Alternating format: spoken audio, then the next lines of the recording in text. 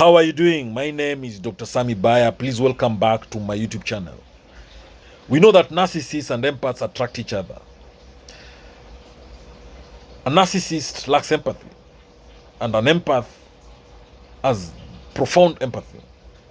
An empath cares about others, and they want to help and fix others. On the other hand, a narcissist is a selfish, self-centered, self-absorbed, egocentric, egoistic individual who only cares for themselves. When a narcissist and an empath get together, their relationship tends to follow a predictable course. If this relationship is not stopped, it can sometimes cycle over and over for years.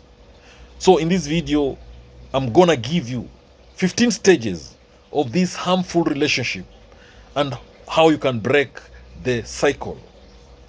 The first stage is attraction. The narcissist attracts the empath with their charming, their charisma. This happens during the love bombing stage. When the empath meets a narcissist for the first time, they are happy that they've met a successful, attractive, charismatic person who has everything together. Remember, the narcissist will love bomb the empath during this stage with expensive gifts, dinners, expensive vacations, excessive attention, so much fake love. Now, the empath will think and believe they've gotten their prince, their soulmate. The narcissist will work very hard love bombing the empath to attract this empath and keep them interested in the relationship. If the empath tries to resist this attraction, they will be reminded on what they're going to lose, because the narcissist will be deceiving in his appearance. The reason why the narcissist needs this empath is because of the giving nature that the empath has, the empathy, the compassionate nature of the empath, the caring. All this is what the narcissist is not, and they want that empath. They need it. Remember, narcissists are takers and takers. This relationship will appear like a fairy tale romance. The narcissist will continue attracting this empath through love bombing, giving so much love, attention. They'll mirror the empath's feelings and behaviors back to them. So the empath will be so blinded by infatuation. They'll believe they've gotten true love. The relationship at this stage seems perfect. Then the second stage is the devaluation stage. The narcissist starts criticizing the empath to chip away at their self-esteem. Now the true colors of the narcissist starts to appear. They devalue the empath verbally. They have verbally abused them. They make little critical comments to the empath to devalue them, and then they say they were only joking. They criticize everything that the empath does, their dressing, their sense of style.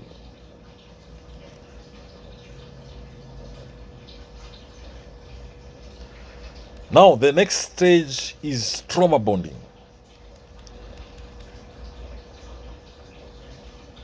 The empath is getting confused because the narcissist is taking their self-esteem. The empath realizes this relationship is no longer the same relationship. They used to feel love. They no longer feel it the way they used to feel it. So they will try to do everything to please the narcissist, to make sure that the relationship gets back to the way it was. Sometimes an empath can realize what's happening and try to end the relationship. But the narcissist will try to go back to stage one by love bombing the empath again to charm them and win them back. So the narcissist will continue playing that hot and cold, love bombing and devaluing the empath until they have full total control over the empath. So the only way the empath can escape this trauma bond is when they resist that love bombing and totally ignore the narcissist. Then we go to the next stage, that is control stage. Now the narcissist feels they've had the empath where they want. The empath has this need to care for the narcissist. They want to fix the narcissist. And the narcissist takes advantage of this. The narcissist will take maximum advantage to get the empath to sacrifice themselves and do more and more for them.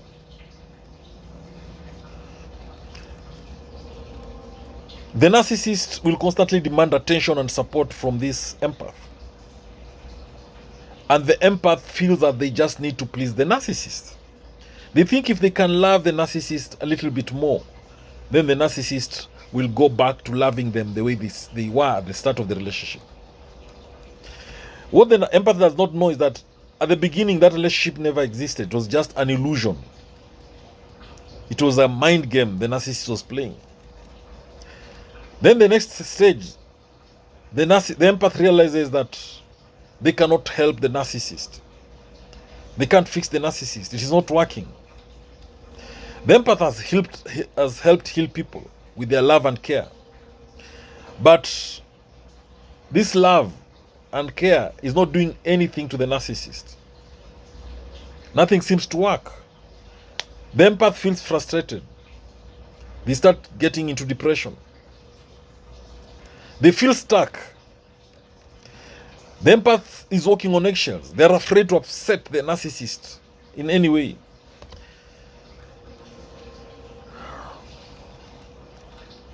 The empath is constantly tense and anxious. They don't want to annoy the narcissist. Then the empath starts voicing their opinion about the relationship.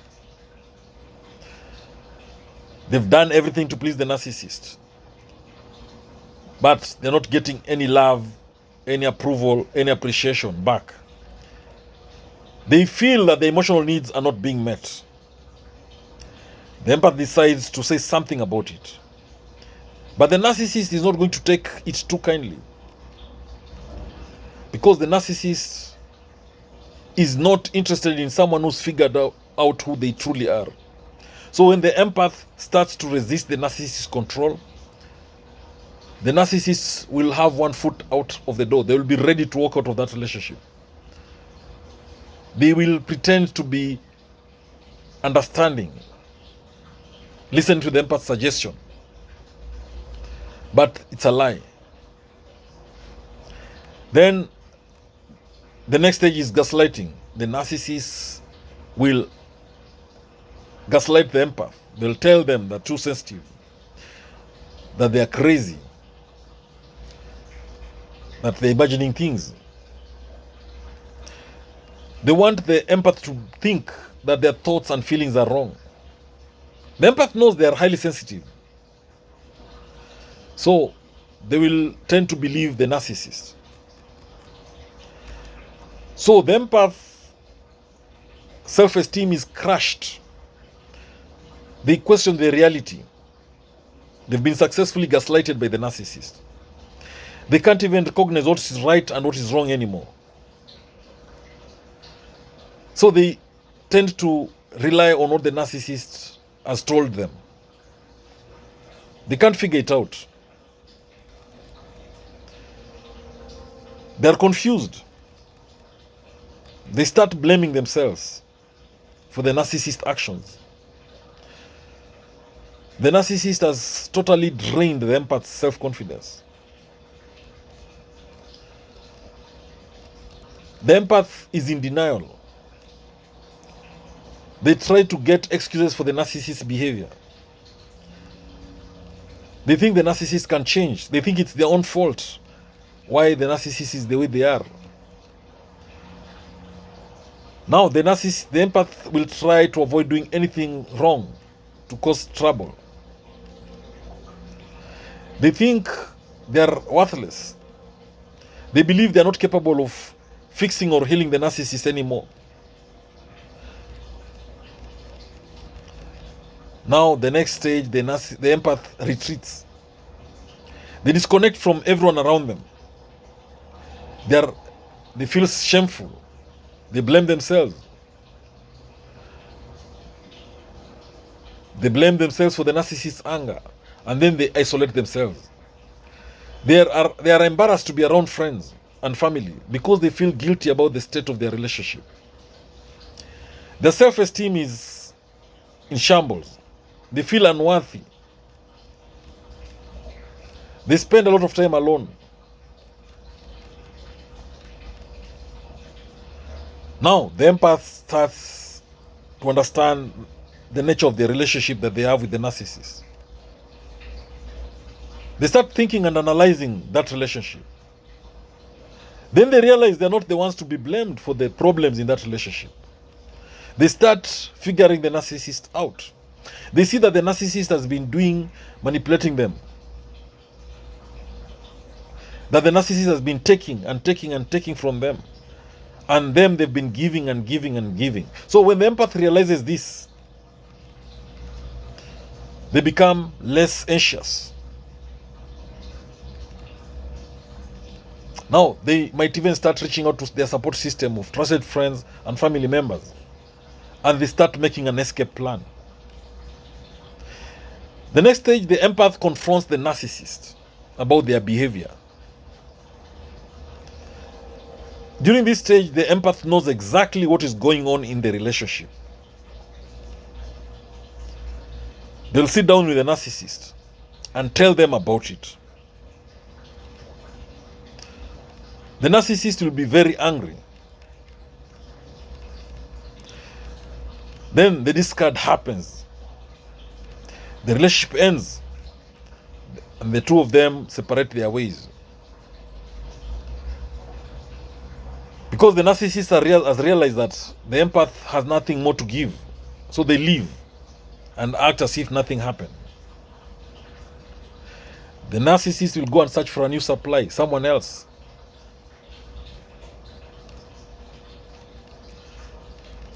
Then the healing starts taking place. The empath starts to reflect and learn from the experience. They start to heal. They reflect. They see the red flags that they didn't notice in their relationship with the narcissist. Then the next stage is hoovering. The narcissist will try to pull the empath back into their life.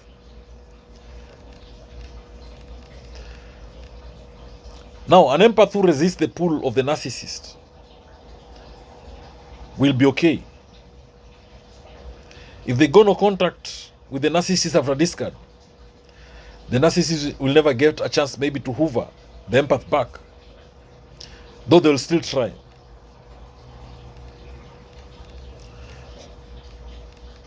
Then the next stage is recovery. The empath will resist contact with the narcissist and move on for good.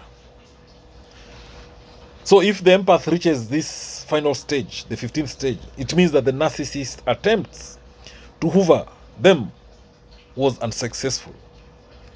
The empath feels happier, more confident, more sure of themselves, but they still have a lot to do to be back to heal. What is a covert narcissist? Who is a covert narcissist? This is someone who lacks many of the outward signs of narcissism. But don't be fooled. Covert narcissist is a snake in green grass. They are vulnerable narcissists. They are hidden narcissists. They still have the many signs of narcissism. That is, they lack empathy. They believe they are more important than others. They have this need for constant admiration, constant praise, constant attention, constant validation. But they don't show this outwardly. They keep their self-importance as an internal belief. That's why these covert narcissists, some people call them the introverted narcissists. So how do you spot these covert narcissists? What are the weird habits of these covert narcissists? Number one, they play the victim card. Just like all narcissists. Covert narcissists, they use the victim card to get narcissistic supply, to gain sympathy from others. They may exaggerate their hardships, their sacrifice for others. Why? Because they're playing the victim. They may blame you for things that they've done wrong to play the victim. When you accuse them, they accuse you back and play the victim and make you the villain. This makes the covert narcissist shift blame to play the victim. They do that to avoid taking responsibility for their actions. Now, another weird habit of a covert narcissist. They are quietly or hiddenly or subtly superior in their words and actions. They will behave in a way to show that they're superior, but it's only that it's not very explicit. It is subtle. They'll pretend to be to be humble, but this is just to confuse people around them. They are not. They will give you backhanded compliments. They will praise you, but in that praise, they're also insulting you. They might say they're stressed out by being too good for a certain job, or they're too good for a promotion. So they are actually showing they're superior, but indirectly.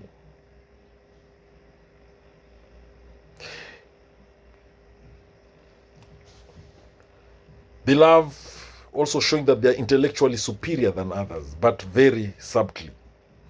Now, another weird habit, weird behavior of a covert narcissist is that they're passive-aggressive. They will revenge on you so that they can appear superior by playing the passive-aggressive on you. They will insult you, and when you are angry, they say they're only joking. Sometimes they'll go silent on you to punish you, to teach you a lesson. If you wrong them, they might sabotage you. Sometimes they show their displeasure through sulking. They might even cry. And other related actions to make you feel sorry for them, to control you, to manipulate you, in short. The other weird habit, weird behavior of a covert narcissist, they are masters at gaslighting. Remember, these are master manipulators. They love gaslighting others, these covert narcissists. They'll make you second guess the reality. They'll change facts. They'll deny events. They'll make other people doubt their own thoughts, feelings, or memories. A covert narcissist will project their insecurities and faults onto others. They don't recognize their own shortcomings. They therefore project the insecurities onto others.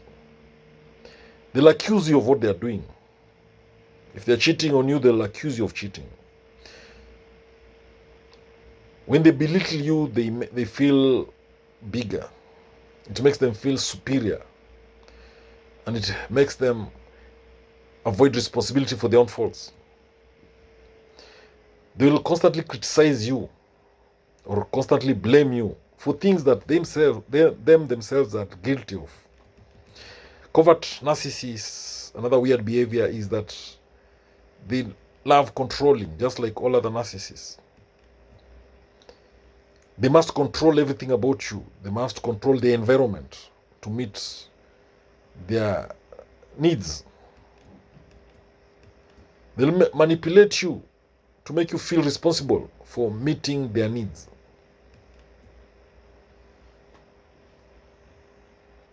They'll remind you of the favors they've given you, of the wrongs you've done to them.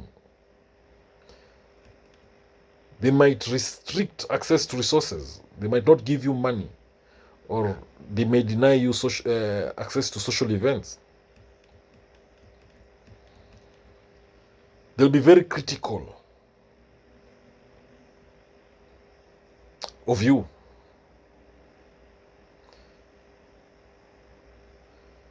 Just to control you. They also exaggerate their accomplishments like other narcissists, but they will downplay them to appear humble. They want you to praise them. When they exaggerate their skills, they feel superior, but they'll do this by downgrading their skills and highlighting their own insecurities. But this is fake most of the time. What they need is reassurance and validation from you. You'll start praising them instead. Again, covert narcissists are very defensive. When you criticize them, they'll be very angry with you. They'll gaslight you. They'll project the insecurities onto others or onto you to protect their fragile ego, their fragile self-esteem. Covert narcissists, like other narcissists, they lack empathy and they have a disregard for other people. They don't respect other people's time, attention, or sacrifices. No matter how close you are to the covert narcissist, they'll disregard that importance that you have towards them. They'll stand you up. They'll wait until the last minute to cancel plans. They'll show up very late to events. Covert narcissists, they have a less active social life.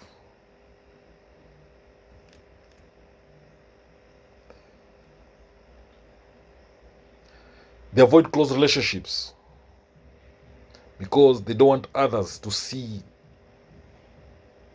their mistakes, their flaws. So they seek out connections with people who will feed their ego and benefit them. Covert narcissists are always fishing for compliments. They want people to reassure them. So they'll make self-deprecating remarks. I'm so bad at this. But what they want is for you to compliment them. It gives them a self-esteem boost. Covert narcissists, they also struggle to form genuine relationships, just like other narcissists. Because they lack empathy. They fear true vulnerability. They don't share intimacy. And it makes it very difficult to maintain any relationship. They need validation. They want their public image to be spotless. They believe they're superior and more important than others. We know narcissists are selfish, self-centered, egoistic, egotistic, egocentric individuals. They are envious and they're jealous of others. They believe they are more important than everybody else. They lack empathy. They need constant attention, constant validation. They use and misuse others. They use others for their own selfish needs and gains. They lack empathy. They love exaggerating their achievements. So when you move on from a relationship with a narcissist, they will act like they don't care. Number one, they'll act like they don't care. They'll pretend that they're okay without you. Yet, we know that's not true. They will pretend like they don't care, but inside them, they know they've lost someone. They've lost a supply. Again, if you move on from a narcissist, they might offer sarcastic remarks. They will use what you've said in the past and then turn them around you. They might even say it's good that you've moved on, you're dating someone else. I'm glad you've found someone else. But inside them, they know they're hurting. How dare you move on? When you move on, the narcissist will start love bombing you again. They might start loving bombing you again. Why? Because they still need you.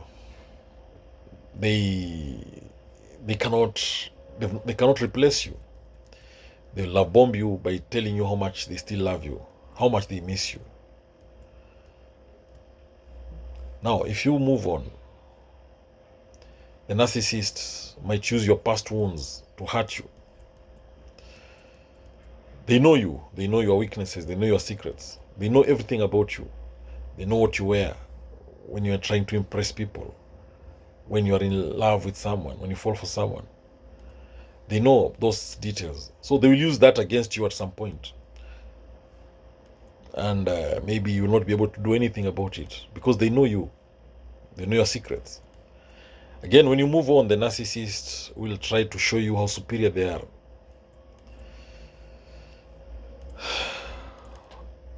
Again, if you move on, the narcissist will try to devalue and diminish you. They look for all ways to diminish what you meant to them. They'll behave as if they forgot your name. This person used to tell you how much they loved you, that you are their soulmate. Now, they'll behave like they've forgotten you. They put themselves in control by devaluing you.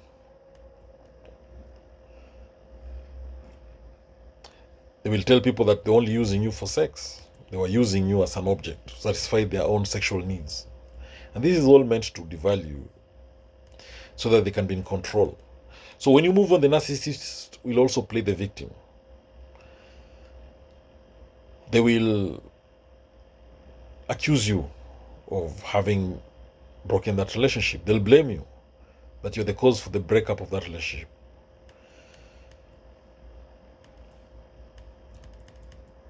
If you move on, the narcissist might get someone else, a new partner, and show you that they're also happy, that they have found someone else. They'll show themselves with that person, enjoying life, having an extravagant life. They'll post intimate social media photos. They'll say how much they are happy than they've ever been. Now, if you move on, the narcissist will go on a smear campaign about you. They'll shame you. They'll embarrass you. You know, the narcissist knows your dirty secrets. They know you in and out. You used to tell them your secrets. So they will use all those secrets against you. They'll blackmail you. They'll tarnish your name, your reputation. They'll spread bad rumors about you. They'll smear your name. They'll gossip about you. They'll even send their flying monkeys after you to ask you questions, to provoke you to react negatively. By smearing your name, they feel in control. They want you to go to them and beg them to stop it. The narcissist will also act like you're still together if you move on. They'll pretend you've never broken up. He'll behave as if you're still together. Again, that way they feel in control. They'll gaslight you to make you question things. To ask yourself, why did you even leave that narcissist? Remember, these people are master manipulators. If you move on, the narcissist will try to terrorize you emotionally.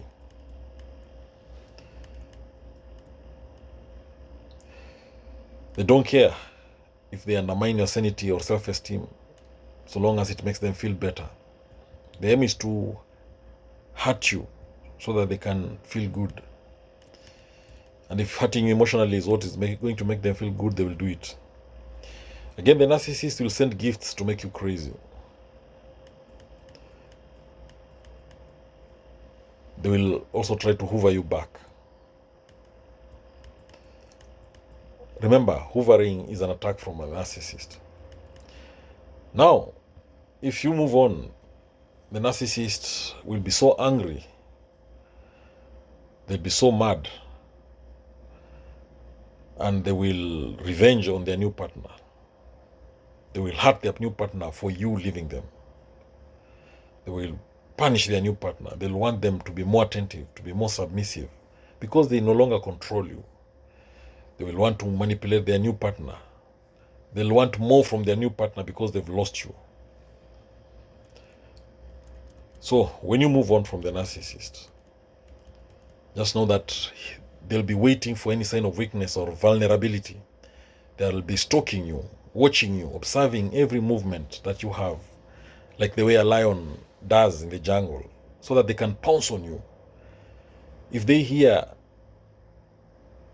any sign of weakness or vulnerability, they pounce on you. They attack you because they know you are going through some emotional vulnerabilities. So they know you are at your weakest. They will attack. So if the narcissist behaves the way I've explained in this video, after you've moved on, just know that the narcissist will never change. They'll always be controlling, manipulating. They will still hurt you. So don't blame yourself again, because the narcissist will always blame you for everything that went wrong. Don't isolate yourself. Don't hide. Don't talk to the narcissist. Don't play their game. Don't fake moving on. If you're moving on, move on. When you move on after a narcissistic relationship, it is for you and it's only beneficial to you, not the narcissist. If you're dealing with a narcissist, you're dealing with a master manipulator.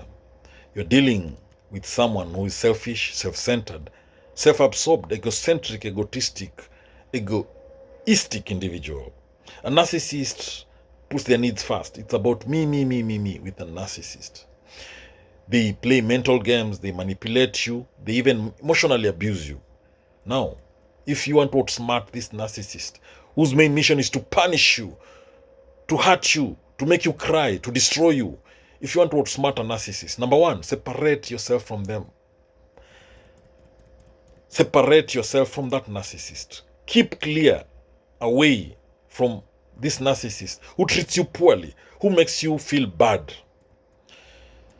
Remember, narcissists, they want you to focus on their own needs.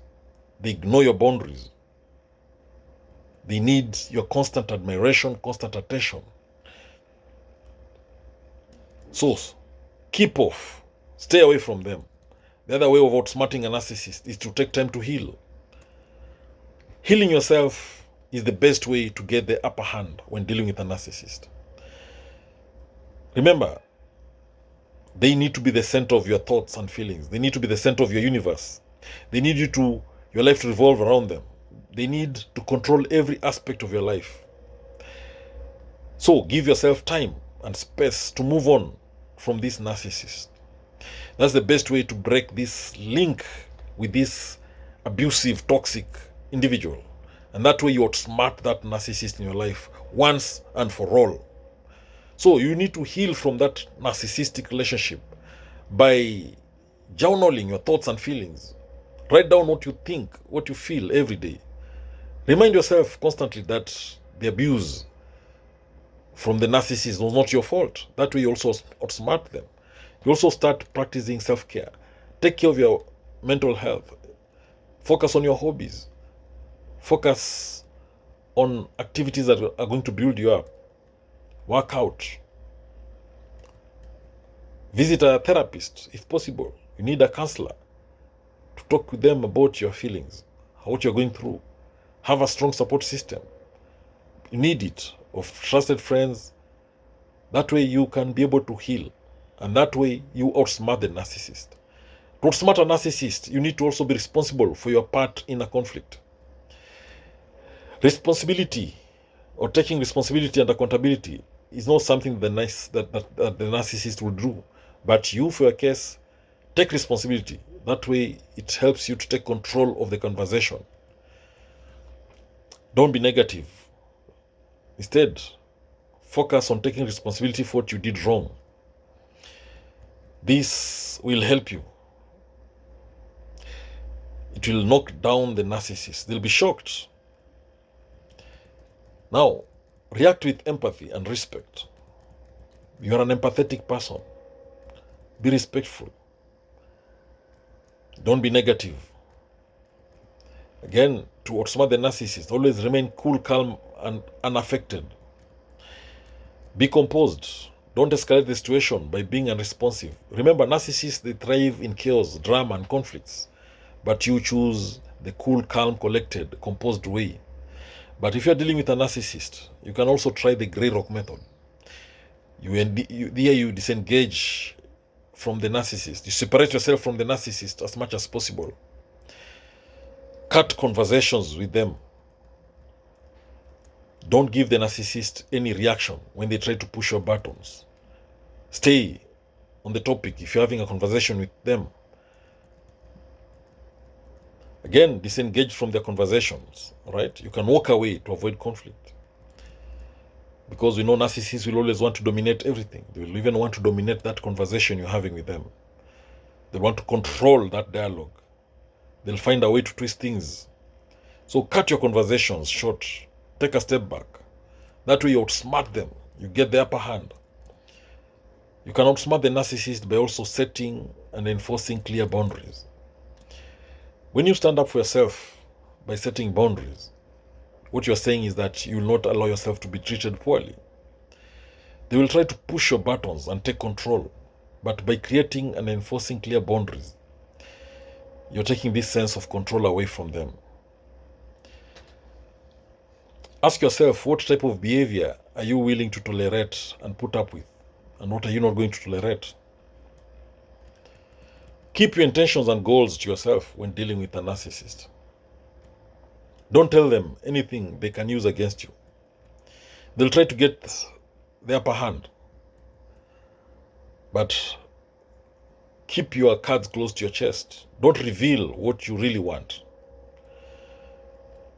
Hide your plans. Let your plans be as dark as the night. Because once they know your plans, they will use them against you. They might sabotage your chances of getting whatever thing you want to get. Stay calm, cool, collected, composed. Don't lose your cool, because that will give the narcissist an upper hand. They need to control things, to control you. So don't lose your cool. The best way you can outsmart a narcissist is by not taking the bait. When they try to escalate conversations, just compliment them. Ask for their opinion. Try to lean on your support system to validate your reality. Your support system are your friends, trusted friends and relatives. The narcissist might try to gaslight you to make you doubt your own reality, but with your support system, you'll be able to clarify things. Again, go no contact with the narcissist to outsmart them. Distance yourself. Put some space between you and the narcissist. If they love controlling you and you go no contact, then they won't get you. They won't get what they want from you, because you're nowhere to be seen. You have removed yourself from the narcissist's life. When you go no contact, make sure you block the narcissist on your phone and social media. Don't have any mutual friends with them. Don't allow yourself to think about them. So go full no contact to outsmart that narcissist. When you go no contact and cut the narcissist off, you've denied them that constant attention they need from you, that constant admiration they need badly from you, that need for control, that praise they've always wanted from you, their reassurance, their attention. You've denied them. They will be in pain, they will be hurt. And that way you'll have outsmarted them. Clear signs you are a true INFJ, rarest personality type. I INFJ is one of 16 personality types that was defined by the Myers-Briggs Type Indicator, MBTI. It stands for introversion preferred to extraversion. That is the I. People who are more introverted focus their energy and direction inwards, and they're generally quiet and reserved. They enjoy privacy and solitude, and they prefer small, tight-knit groups to large social gatherings. The N in INFJ stands for intuition. These people, they tend to act on intuition for which they have a great affinity and incorporate abstract ideas while dealing with situations. They lean on the more creative and imaginative side. Then we have F, which stands for feeling, and this is referring to thinking. The INFJ, the F stands for feeling, and the NFJs, they have a need to relate to and empathize with others, and their decisions are based on personal and emotional factors rather than logic or non-facts. They refer to social implications while making a decision on any matter. Then the J in INFJ stands for judging. The NFJs are organized, they are focused, and they are decisive. They tend to follow through on their plans and projects. So the characteristics of the INFJ personality type is that, let's look at their strengths first. They are perfectionists. Every task that they undertake is done with utmost dedication. They are diplomatic. That means they are ready to fight for the values that they believe in. They are service-oriented. That is, they are strong-willed and they are decisive. The idea of success is based on the accomplishments and conditions of personal relationships. They are very insightful with a strong sense of conviction and integrity. They are also able to work on all angles when assigned a task, and they will always see a project through. And that focus is even more concentrated if it is related to something that they believe in. They have firm values and they are uncompromising with their ideals. They are conscientious and they are very warm, gentle, and caring towards others. They are quiet leaders with egalitarian views, and they are very protective of people, especially people with whom they share close bonds. They are intelligent, they are focused, and they are fast learners. They are creative and they have a vivid imagination, along with good writing and communicating skills. They are also good listeners. They take commitments very seriously and they aim at forming lifelong bonds. They constantly work on developing and perfecting their ideals, and they try to find the best approach to deal with a situation. They are unaware or ignorant towards how they project themselves. Now, that is one of their weaknesses. The other weaknesses of INFJ is that they are slightly non-flexible and they are quick to dismiss input from others, particularly if it conflicts with their personal ideas or beliefs. They are judgmental and they are quick to find fault in others. They sometimes have unreasonable and unrealistic expectations from situations and other people. They are intolerant towards others' weaknesses, they are stubborn, and they believe that they are always right. They sometimes tend to become obsessed with or passionate towards certain details rather than focusing on the big picture. They tend to have a quick temper, and they are sometimes intense and sarcastic, with a tendency to hold grudges. They are sometimes burdened by their ideals and the need to adhere to it, which causes tension, stress, and sometimes depression. They have a difficulty conveying inner thoughts, and they don't enjoy sharing them, making them secretive, overly suspicious at times, and hard to gauge, thus leading to miscommunication. They tend to be extravagant and thus bad at handling money. INFJ, their need to help and protect others can sometimes turn into vengeful fantasies to exact revenge on the wrongdoer. It is not usually acted upon though. The INFJs, they are impulsive at times and they tend to ignore their intuition under stressful situations.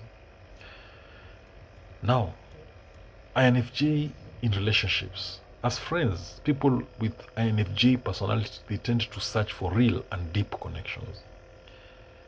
As friends, INFJs, they prefer people who understand their values and beliefs and who respect it. Thus, compatibility is a huge factor. They are likely to avoid friends from work circles or other situations where the interactions are rudimentary and only based on day-to-day acknowledgement. They are slow to share or trust, and they take a long time to form a bond. They avoid people who are drawn to them because of their mannerisms and eloquence. They are valued by friends for their empathy, kindness, and warm nature, along with their ability to inspire. INFJ as lovers, they are warm, they are affirming, they are supportive, and they are encouraging towards their partners. They are considerate, and they shower immense love on their other half. They also love receiving the same. They view physical intimacy in spiritual terms. They're not the ones for flings or casual relationships. They look out for a long-term companion. The aim of the INFJ is to have a perfect relationship, which can sometimes frustrate partners who are unable to keep up with them. They strive to keep their partners happy and their relationship healthy. Their sense of secrecy tends to create a communication gap. Once in a bad relationship, they find it hard to get out of it. They are not into materialistic shows of affection. They prefer actions that go deeper than mere acts of love. They are fiercely loyal and very trustworthy. They are the most compatible with ENFP and ENTP personality types. Although the personality types of ISFP, INTP, INTJ, and ENFP are very different. They are highly compatible with the INFJs. So, INFJs as parents, they are nurturing, caring, loving, and observant towards the growth and well-being of their child. They encourage their children to become independent, decisive, and responsible. They are patient and understanding. They try to inculcate their own values while letting them develop their own and guide them towards becoming better. Their value systems lead them to have high expectations from their children, which can sometimes be seen as too demanding. They are ready to sacrifice a lot for their children and form strong familial bonds. A child's failure to adhere to rules, expectations, and values can lead to disappointment and frustration. They give equal treatment, love, and affection to all their children. Their tendency to be protective is sometimes viewed as being too controlling by the child, which leads them to rebel. Thank you for watching this video. I hope you've learned a thing or two. Please subscribe to my YouTube channel if you've not done so. Please subscribe. Remember, INFJs are known as counselors and protectors, and they are rare and hard to come by. But when you do, you are sure to find someone who will protect you and inspire you. Thank you for watching this video. Please subscribe to my YouTube channel.